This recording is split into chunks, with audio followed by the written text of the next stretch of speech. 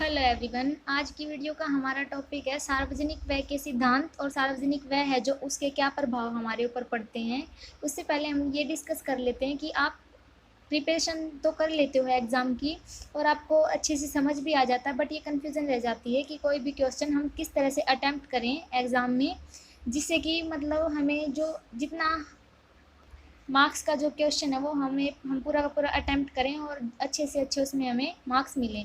तो ये जो क्वेश्चन है मैं पूरा 16 मार्क्स के अकॉर्डिंग करवा रही हूँ आपको। तो अगर आप कॉलेज से पढ़ते हो या फिर कॉलेज का एग्ज़ाम आपको देना है तो उसके अकॉर्डिंग आप इसे एज इट इज़ अटैम्प्ट कर सकते हैं। और इसे अच्छे से ये मैंने नोट्स के तरीके से अपनी लैंग्वेज में इसे लिखने की कोशिश की और आपको समझाने की कोशिश करूँगी। आपको इससे एक्स्ट्रा और इससे बाहर से कुछ नहीं करना पड़ेगा, आप इसे एज इट इज़ अटैम्प्ट कर सकते हैं। शुरू करते हैं हम। सबसे पहले सार्वजनिक व्यय है जो उसका क्या अर्थ है, उससे क्या अभिप्राय है। तो सार्वजनिक व्यय से अभिप्राय, इससे अभिप्राय उन सभी खर्चों से है। व्यय का अर्थ सबसे पहले क्या होता है? व्यय का अर्थ होता है खर्च। खर्च किस तरीके का खर्च होता है? इससे जो सार्वजनिक व्यय है उससे अभिप्राय है कि उन सभी खर्चों से जिन्हें किसी देश के केंद्रीय, राज्य तथा स्थानीय सरकारें, जो किसी भी देश की सरकार है, या वो केंद्रीय सरकार हो, सेंट्रल लेवल की सरकार हो, या फिर स्टेट गवर्नमेंट की सरकार हो, या फिर स्थानीय सरकारें हों, एमएलए एक्सेट्रा, तो अपने जो प्रशासन, सामाजिक कल्याण, वो जो उनका प्रशासन है उसी सामाजिक कल्याण यानी समाज की आवश्यकताओं को पूरा करने के लिए, उनके व्यक्तित्व में सुधार करने के लिए, उनके विकास के लिए, सामाजिक विकास के लिए, सामाजिक कल्याण के लिए और आर्थिक विकास तथा अन्य देशों की सहायता के लिए जो करते हैं उसे हम सार्वजनिक व्यय कहते हैं। आई रिपीट अगेन, सार्वजनिक व्यय जो व्यय है वो वह व्यय है जिसके द्वारा प्रशासन, केंद्रीय सरकार, राज्य सरकार व स्थानीय सरकारें अपने सामाजिक कल्याण और आर्थिक विकास को बढ़ाती हैं और उन पर खर्च करके उनके उनके विकास को जो गेन करती हैं उसे सार्वजनिक व्यय कहा जाता है। तो सार्वजनिक व्यय के नियम हैं, वो क्या हैं? नियम या सिद्धांत हम कह सकते हैं। तो अर्थशास्त्रियों ने सार्वजनिक व्यय से अधिकतम लाभ प्राप्त करने तथा उसे उचित ढंग से करने के लिए सामान्य सिद्धांत का प्रतिपादन किया है। जो अर्थशास्त्री है उन्होंने सार्वजनिक व्यय है जो उसके अधिकतम लाभ प्राप्त करने के लिए कि सार्वजनिक व्यय किस प्रकार से किया जाए जिससे कि अधिकतम से अधिकतम लाभ हमें प्राप्त हो, उनसे सार्वजनिक व्यय के द्वारा अधिकतम लाभ प्राप्त करने तथा उन्हें उचित ढंग से करने के लिए सामान्य सिद्धांत, जो सार्वजनिक व्यय है उसे किस तरीके से करना चाहिए, व्यय हमें किस प्रकार करना चाहिए, उसके उचित तरीके हैं, उचित सामान्य सिद्धांत दिए हैं कुछ अर्थशास्त्रियों ने। आई रिपीट अगेन, अर्थशास्त्रियों ने सार्वजनिक जो व्यय है उसे हम किस तरीके से करें कि हमें अधिकतम लाभ प्राप्त हो, ये जो है सिद्धांत कुछ अर्थशास्त्रियों ने दिए हैं। सबसे पहला सिद्धांत दिया है लाभ का सिद्धांत। तो लाभ का सिद्धांत हमें क्या बताता है? सार्वजनिक व्यय का सबसे महत्वपूर्ण सिद्धांत है अधिकतम लाभ का सिद्धांत। सार्वजनिक व्यय है जो उसका सबसे महत्वपूर्ण सिद्धांत है अधिकतम लाभ का सिद्धांत, यानी जो लाभ है हमारा उसको अधिकतम करना, अधिक से अधिक करना। अन्य बातें समान रहने पर, अन्य बातें यानी कि जो मांग का हमारा चैप्टर है उसमें हमने बताया कि अन्य बातें समान क्या मतलब, अन्य बातें कौन सी बातें, अगर आपको नहीं पता है तो आप प्लेलिस्ट में जाके मांग का सिद्धांत, जो मांग वाला चैप्टर है उसमें आप कंप्लीट देख सकते हैं। उसमें अन्य बातें समान, अन्य बातें क्या हैं, ये कैसे लागू होता है ये नियम, उस मैंने पूरे डिटेल से आपको करवाया है, आप उसे देख सकते हैं। फिर मैं बताती हूँ कि अन्य बातें समान रहने पर, यानी कि जो एक वस्तु है उसकी कीमत के अतिरिक्त वस्तु की जो मांग है वो किन किन तत्वों पर निर्भर करती है, कीमत को छोड़कर जिन जिन तत्वों पर वस्तु की मांग निर्भर करती है उन्हें अन्य बातें कहा जाता है। तो उन सभी के समान रहने पर सार्वजनिक व्यय इस ढंग से किया जाना चाहिए कि समाज को महत्वपूर्ण लाभ प्राप्त हो। सार्वजनिक व्यय वो इस तरीके से करना चाहिए कि उस व्यय को करने से समाज में जो अधिक से अधिक लाभ प्राप्त होने चाहिए, कि महत्वपूर्ण लाभ प्राप्त हो, जिससे उत्पादन में वृद्धि हो, जिससे कि जो सार्वजनिक व्यय इस तरीके से करना चाहिए कि जो उत्पादक है वो अपना उत्पादन है अधिक से अधिक कर सकें और उत्पादन में वृद्धि हो। तो विदेशी आक्रमण जो आक्रमणकारी हैं, विदेशी आक्रमणों से सुरक्षा हो, इस तरीके से सार्वजनिक व्यय करना चाहिए। अपनी डिफेंस है जो अपनी सेल्फ डिफेंस इस प्रकार सरकार को करनी चाहिए। सरकार को हथियारों के लिए, अपनी सेफ्टी के लिए जो भी चीज़ वो अवेलेबल करवाते हैं वो इस तरीके से करवाना चाहिए कि जो हमारा देश है वो सुरक्षा के क्षेत्र में, सुरक्षा के दायरे में रहे। यानी जो विदेशी आक्रमण, विदेश से कोई विदेश कंट्री हमारे ऊपर आक्रमण करती है, हमारे देश पर आक्रमण करती है, तो उससे हमें सुरक्षा प्राप्त हो, इस तरीके से जो व्यय सार्वजनिक व्यय करना चाहिए। आंतरिक व्यवस्था बनी रहे, जो आंतरिक व्यवस्था है देश की वो सेटलमेंट ऐसे की एज इट इज़ रहे, वो बनी रहनी चाहिए, उसमें कोई भी दिक्कत नहीं होनी चाहिए, तथा आर्थिक असमानताएं कम हो। जो आर्थिक असमानता यानी कि हमारे देश में है कि जो 95% जो आय है वो सिर्फ कुछ ही लोगों के हाथ में रहती है, कुछ ही यानी कि 2 या 3 5% लोगों के हाथ में 95% जो आय है वो रहती है, और बाकी का जो 5% आय है वो संपूर्ण देश की का जो खर्च है वो उससे चलता है। संपूर्ण देश की आय इतनी है और सिर्फ 5 या 6% लोगों की आय 95% आय है, तो ये है आर्थिक असमानता। तो ये कह रहे हैं कि वह इस तरीके से करना चाहिए कि आर्थिक असमानता जो वो कम हो जाए और आर्थिक समानता की स्थापना हो। इन उद्देश्यों की प्राप्ति तभी संभव हो सकती है जब सार्वजनिक व्यय किसी व्यक्ति के लिए बल्कि सारे समाज के लिए किया जाए। ये क्या कह रहे हैं कि जो ये उद्देश्य अभी अभी बताए हैं कि आर्थिक समानता बनी रहे, विदेशी आक्रमणों से हमारी सुरक्षा बनी रहे, आर्थिक विकास हो, तो ये किस तरीके से हो सकता है? ये तभी हो सकता है जब सार्वजनिक जो व्यय है वो किसी एक व्यक्ति के लिए न होकर संपूर्ण समाज के लिए, यानी सार्वजनिक व्यय किसी व्यक्ति के लिए नहीं बल्कि संपूर्ण समाज के लिए किया जाए, तो ही लाभ का सिद्धांत अधिकतम लाभ हमें प्राप्त होगा और ये जो उद्देश्य है हमारी इनकी पूर्ति तभी होगी। नेक्स्ट पॉइंट है मितव्ययिता का सिद्धांत। ये सिद्धांत क्या कहता है? इस सिद्धांत के अनुसार सरकार को केवल उन आवश्यक कार्यों पर ही धन खर्च करना चाहिए जिससे किसी सरकार का आर्थिक तथा सामाजिक लाभ प्राप्त होता है, जिससे किसी भी प्रकार का। तो ये कह रहे हैं कि जो सार्वजनिक व्यय है वो इस तरीके से हमें करना चाहिए सरकार को कि उनसे जो आवश्यक कार्य हैं उन पर ही धन खर्च करना चाहिए जिससे कि किसी प्रकार की आर्थिक और सामाजिक लाभ प्राप्त हो। सार्वजनिक व्यय इस तरीके से खर्च करना चाहिए हमें धन को, सार्वजनिक धन है जो हमारी आय है उसको इस तरीके से खर्च करना चाहिए कि आर्थिक से और सामाजिक लाभ अधिकतम प्राप्त हो। सार्वजनिक व्यय करते समय इस बात का ध्यान रखना चाहिए कि फिजूल खर्ची न की जाए, और दूसरे सार्वजनिक व्यय ऐसे कार्यों पर किया जाना चाहिए जिससे देश की उत्पादन शक्ति में वृद्धि हो।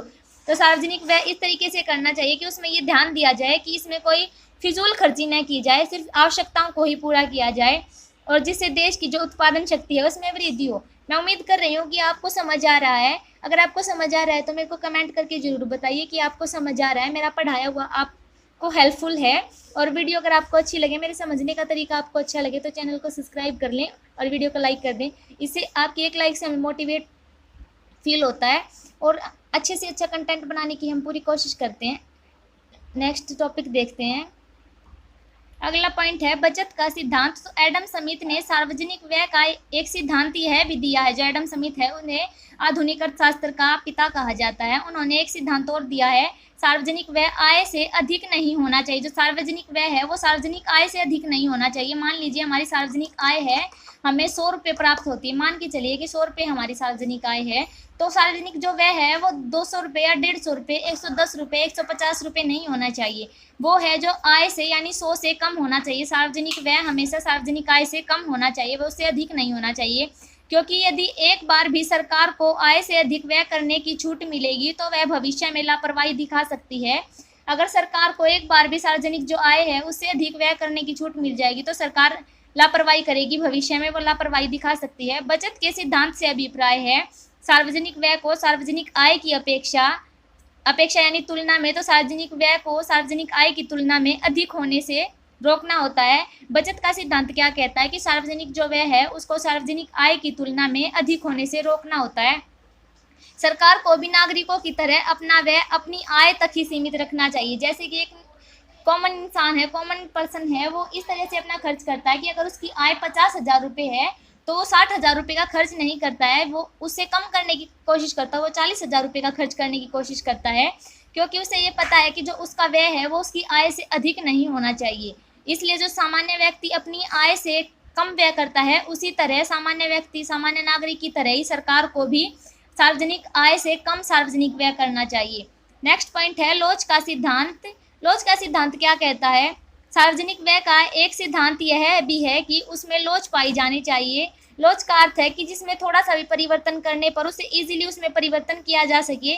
इससे यह अभिप्राय है कि खर्चे को आवश्यकता अनुसार घटाया या बढ़ाया जा सकता है। संकट के समय खर्चों की घटाना या बढ़ाना संभव होना चाहिए। लोचशीलता का सिद्धांत क्या कहता है कि जिसमें इजीली परिवर्तन हम कर सकते हैं। वही ये कह रहे हैं कि लोचशीलता का सिद्धांत है वो उससे अभिप्राय है कि आवश्यकता अनुसार जो खर्चा है उसे घटाया भी जा सके और बढ़ाया भी जा सके। यदि कोई संकट की सिचुएशन है तो उसमें खर्चे को घटाना या बढ़ाना संभव होना चाहिए, ईजी होना चाहिए। नेक्स्ट पॉइंट है उत्पादकता का सिद्धांत। सार्वजनिक व्यय इस प्रकार करना चाहिए जिससे कि देश में उत्पादन में वृद्धि को प्रोत्साहन मिले। तो सार्वजनिक व्यय इस तरीके से करना चाहिए जिससे कि उत्पादन अधिकतम हो, उत्पादन में वृद्धि हो। कोई भी आधुनिक राष्ट्र बिना उत्पादन में वृद्धि किए हुए संपन्न जीवन स्तर को प्राप्त नहीं कर सकता। कोई भी जो राष्ट्र है वो अपने उत्पादन, किसी भी चीज़ का उत्पादन यदि वो करता है उसमें वृद्धि किए बिना संपन्न स्तर को, जो वो संपन्न जीवन स्तर वो चुन रहा है, जो एक्सपेक्ट करता है, उसे वो नहीं प्राप्त कर सकता। इसलिए जो है वो सार्वजनिक व्यय इस प्रकार करना चाहिए कि जिससे उत्पादन में वृद्धि हो, उसको बढ़ावा मिले। अतः सार्वजनिक व्यय इस प्रकार होना चाहिए जिससे देश में पूंजी का निर्माण व उत्पादन की अधिक से अधिक मात्रा हो। सार्वजनिक व्यय है जो इस तरीके से करना चाहिए कि उत्पादन अधिक से अधिक हो और जिससे कि पूंजी निर्माण को बढ़ावा मिले। निश्चितता का सिद्धांत क्या कहता है? सार्वजनिक व्यय जिन क्षेत्रों में तथा जिस भाग में किया जाता है, मतलब सार्वजनिक जो व्यय है इसमें निश्चितता का सिद्धांत यह कहता है कि सार्वजनिक व्यय जिस भी क्षेत्र में और क्षेत्र के भी जिस भी भाग में किया जाना है वह निश्चित हो जाना चाहिए ताकि विकास के कामों को ठीक ढंग से चलाया जा सके। जिस भी क्षेत्र में, जिस भी भाग में हमें सार्वजनिक व्यय सरकार को करना होता है वो निश्चित पहले ही कर दिया जाना चाहिए ताकि विकास के जो काम है उन्हें ठीक ढंग से चलाया जा सके। सरकार को पहले से ही बजट बनाकर यह निश्चय करना चाहिए कि किस मद पर कितनी रकम और कितने समय में खर्च किया जाएगा। सरकार को यह बजट बना लेना चाहिए पहले ही कि किस मद पर और कितनी रकम और कितने समय में खर्च करनी है। निश्चितता का सिद्धांत यही बताता है। नेक्स्ट पॉइंट है समन्वय का सिद्धांत। समन्वय का सिद्धांत क्या कहता है? सार्वजनिक व्यय के संबंध में यह भी निश्चय हो जाना चाहिए कि केंद्रीय सरकार तथा स्थानीय सरकारों को कौन कौन से मदों पर कितनी मात्रा में खर्च करना है। सार्वजनिक व्यय के संबंध में यह भी निश्चित करना चाहिए कि जो केंद्रीय और राज्य सरकारें तथा स्थानीय सरकारें हैं उनको कौन कौन सी मदों पर कितनी मात्रा में खर्च करना है, यानी कौन से कार्यों पर और कितनी कितनी मात्रा में धन खर्च करना है। इस प्रकार उचित समन्वय स्थापित होने के फलस्वरूप दोहरे खर्च की जो होने की आशंका होती है वो नहीं रहती। मतलब कि जो खर्च होता है इस प्रकार उचित समन्वय स्थापित हो जाता है कि भाई कौन से क्षेत्र में और कितनी रकम और कितने समय में खर्च करनी है। इससे निश्चितता मिल जाती है, समन्वय स्थापित हो जाता है। इसके फलस्वरूप दोहरे खर्च होने की आशंका नहीं रहती। मतलब कि एक ही वस्तु पर दोहरा खर्च यानी 2 बार खर्च करना या फिर 2 बार उस पर व्यय करना, या फिर उसकी जो रकम है कि इस चीज के लिए इतनी रकम लगेगी उसको 2 बार ना निकाला जाए। दोहरे खर्च को जो आशंका है वो कम हो जाती है। नेक्स्ट पॉइंट है विविध। सार्वजनिक व्यय करते समय कुछ अन्य सिद्धांतों को भी ध्यान में रखा जाना चाहिए, जैसे कि व्यय करने की विधि, व्यय किस विधि से करना चाहिए, व्यय करने की विधि को ध्यान में रखा जाना चाहिए। और नेक्स्ट पॉइंट है सार्वजनिक व्यय करते समय देश की जनसंख्या, क्षेत्रफल आदि को भी ध्यान में रखना चाहिए। सार्वजनिक व्यय इस तरीके से करना चाहिए कि हमें ये ध्यान रहे कि जनसंख्या हमारी कितनी है देश की और उसका क्षेत्रफल कितना है, ये भी ध्यान रखना चाहिए। नेक्स्ट पॉइंट है सार्वजनिक व्यय के प्रभाव। मैं उम्मीद कर रही हूँ कि आपको समझ आ रहा है। अगर आपको नहीं समझ आया तो मेरे को कमेंट करके बताइएगा, मैं आगे अपनी गलती को सुधारने की पूरी कोशिश करूँगी। और आपको पसंद आ रहा है तो आप वीडियो को लाइक कीजिए, मेरे को कमेंट करके जरूर बताइएगा कि आपको समझ आया या नहीं आया। तो नेक्स्ट पॉइंट है सार्वजनिक व्यय के प्रभाव। प्रत्येक देश की आर्थिक क्रियाओं जैसे उत्पादन, उपभोग, वितरण, रोजगार तथा सामाजिक कल्याण पर सार्वजनिक व्यय का बहुत अधिक प्रभाव पड़ता है। प्रत्येक देश है जो उसकी आर्थिक क्रियाएं कौन सी होती हैं प्रत्येक देश की? उत्पादन है जिससे कि हम उत्पादन करते हैं और उससे हमें आय प्राप्त होती है। उपभोग है, हम अपनी आय देते किसी चीज का उपभोग करते हैं, ये भी एक आर्थिक क्रिया है। वितरण है, जो आय का बंटवारा है वो भी एक आर्थिक क्रिया। रोजगार भी एक आर्थिक क्रिया है। सामाजिक कल्याण पर सार्वजनिक व्यय का बहुत अधिक प्रभाव पड़ता है। इन सभी आर्थिक क्रियाओं पर सार्वजनिक व्यय का बहुत अधिक प्रभाव पड़ता है। इसके मुख्य प्रभाव निम्नलिखित है। इसके कौन कौन से मुख्य प्रभाव हैं? सबसे पहला पॉइंट है उत्पादन पर प्रभाव। उत्पादन पर प्रभाव सार्वजनिक व्यय का किस प्रकार पड़ता है? सार्वजनिक व्यय कई प्रकार से उत्पादन की मात्रा को प्रभावित कर सकता है और उत्पादन पर मुख्य रूप से 3 प्रकार से प्रभाव पड़ता है। उत्पादन पर सार्वजनिक व्यय का मुख्य रूप से 3 प्रकार से प्रभाव पड़ता है। सबसे पहला पॉइंट है काम करने तथा बचत करने की क्षमता पर प्रभाव। सार्वजनिक व्यय के फलस्वरूप लोगों की काम करने तथा बचत करने की क्षमता में वृद्धि होती है। जो सार्वजनिक व्यय है वो किया जाता है तो उससे लोगों की जो काम करने की क्षमता है उसमें वृद्धि होती है, और जो बचत है उन्हें सार्वजनिक व्यय किया जाता है उससे उत्पादन किया जाता है। उत्पादन से श्रमिकों को काम मिलता है और उनकी आय बढ़ती है। और जिससे कि आय बढ़ने पर वो बचत कर सकते हैं। तो काम कर और वो अधिक से अधिक काम करते हैं, तो काम करने और बचत के करने की जो क्षमता है उसमें वृद्धि होती है। जब सरकार अधिक सामाजिक तथा आर्थिक सुविधाएं प्रदान करने के लिए धन खर्च करती है, तो इससे लोगों को अतिरिक्त सुविधाएं मिलने लगती हैं, जिससे उनकी कार्यकुशलता में वृद्धि हो जाती है। जब सरकार अधिक से अधिक धन खर्च करती है, सार्वजनिक व्यय करती है, तो लोगों का जो आर्थिक विकास, उनका व्यक्तित्व है, उनमें वृद्धि होती है। तो वो कार्यकुशलता है जो वृद्धि से करते हैं, अच्छी तरह से निपुणता से करते हैं। नेक्स्ट पॉइंट है काम करने इच्छा पर प्रभाव। काम करने तथा बचत करने की इच्छा पर प्रभाव। सरकार द्वारा किए जाने वाले व्यय से लोगों के काम करने तथा बचत करने की क्षमता है जो उसमें वृद्धि होती है, उन्हें प्रोत्साहन मिलता है। इसके फलस्वरूप उनकी आय तथा जीवन स्तर है जो उसमें वृद्धि हो जाती है। जो वो अधिक से अधिक काम करने को मोटिवेट होते हैं, तो उनका जो जीवन स्तर है वो ऊपर उठता है और उनकी आय में वृद्धि होती है। नेक्स्ट पॉइंट है वितरण पर प्रभाव। सार्वजनिक व्यय का वितरण पर भी काफी प्रभाव पड़ता है। सार्वजनिक व्यय का वितरण पर 3 ढंग से प्रभाव पड़ता है। नंबर 1 है अक्षेत्रीय समानता। तो पूंजीवादी देशों में सार्वजनिक व्यय के द्वारा क्षेत्रीय असमानता को दूर करने के लिए 2 ढंग अपनाए जाते हैं। जो पूंजीवादी देश हैं, यानी कि पूंजीपति जो देश हैं, जैसे अमेरिका, यूरोपियन कंट्रीज हैं, तो पूंजीवादी देशों में सार्वजनिक व्यय के द्वारा जो अक्षेत्रीय समानता को दूर करने के लिए 2 ढंग अपनाए जाते हैं। जो अक्षेत्रीय असमानता है उसे दूर करने के लिए, यानी कि क्षेत्रीय समानता को स्थापित करने के लिए 2 ढंग अपनाए जाते हैं। वो कौन कौन से? सबसे पहला है सरकार को पिछड़े हुए क्षेत्रों के विकास पर अधिक सार्वजनिक व्यय करना चाहिए। जो सरकार है उसे जो पिछड़ा हुआ अविकसित क्षेत्र है उन पर अधिक से अधिक खर्च करना चाहिए, जिनसे उनका जीवन स्तर विकसित हो, उनका जीवन स्तर सुधार में आए। इसका प्रभाव यह होगा कि इन क्षेत्रों की जनता की जो आय है उसमें वृद्धि होगी। और दूसरा पॉइंट है सरकार को कुटीर तथा लघु उद्योगों को जो आर्थिक सहायता देने के लिए सार्वजनिक व्यय करना चाहिए। पहला पॉइंट है कि सरकार को अविकसित जो क्षेत्र हैं उन पर ज़्यादा ध्यान देना चाहिए, जिनसे उनकी आय और जीवन स्तर में वृद्धि हो। नेक्स्ट पॉइंट है सरकार को छोटे उद्योग जो हैं उनको सब्सिडी यानी आर्थिक सहायता देनी चाहिए, जिससे कि सार्वजनिक व्यय करना चाहिए इनके ऊपर। इसके फलस्वरूप इन उद्योगों में काम करने वाले जो लोग हैं उनकी आय में वृद्धि होगी। नेक्स्ट पॉइंट है कमजोर वर्ग को लाभ। जो कमजोर वर्ग है उनको लाभ किस तरह से होगा? यदि सरकार देश के जो धनी वर्गों से करों के रूप में धन एकत्रित करके सामाजिक सेवाओं, जो सरकार है वो अमीर जो लोग हैं, धनी वर्ग हैं, उनसे जो कर लेती है उनको वसूल करके एकत्रित करके धन को सामाजिक सेवाएं जो हैं जैसे शिक्षा, चिकित्सा, श्रमिक कल्याण आदि पर व्यय करेगी। शिक्षा पर, पढ़ाई पर, चिकित्सा यानी डॉक्टरी है जो उन पर, और श्रमिक कल्याण है जो मजदूर हैं उनके कल्याण आदि पर खर्च करेगी। तो उनके फलस्वरूप निर्धन व्यक्तियों की वास्तविक आय में वृद्धि होगी। जो निर्धन व्यक्ति हैं उनकी वास्तविक आय में वृद्धि होगी और आय का वितरण अधिक न्यायपूर्ण हो जाएगा। जो निर्धन व्यक्ति उनकी आय में वृद्धि होगी तो आय का बंटवारा है जो वो न्यायपूर्ण हो जाएगा, यानी कि आय का कुछ हिस्सा जो निर्धन वर्ग है उनके पास भी पहुंचेगा। नेक्स्ट पॉइंट है निर्धन वर्ग के कार्य करने की योग्यता में वृद्धि। सार्वजनिक व्यय की सहायता से गरीब लोगों की जो कार्य करने की योग्यता होती है, सार्वजनिक जो व्यय है उसकी सहायता से गरीब लोगों की कार्य करने की योग्यता में वृद्धि करके भी आय के वितरण को प्रभावित किया जा सकता है। जो गरीब लोग हैं उनके कार्य करने की योग्यता, उनकी एबिलिटी में वृद्धि करेंगे तो आय के वितरण को जो प्रभावित किया जा सकता है।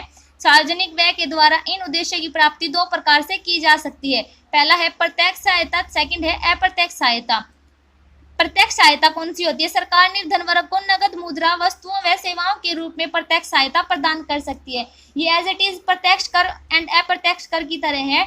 जैसे कि प्रत्यक्ष कर सीधे आय से काटे जाते हैं और अप्रत्यक्ष कर वस्तुओं की कीमतें बढ़ाकर वसूल किए जाते हैं। उसी तरह सरकार निर्धन वर्ग को नगद मुद्रा या वस्तु सेवाओं के रूप में प्रत्यक्ष सहायता प्रदान कर सकती है, यानी डायरेक्टली हैंड टू हैंड दे सकती है।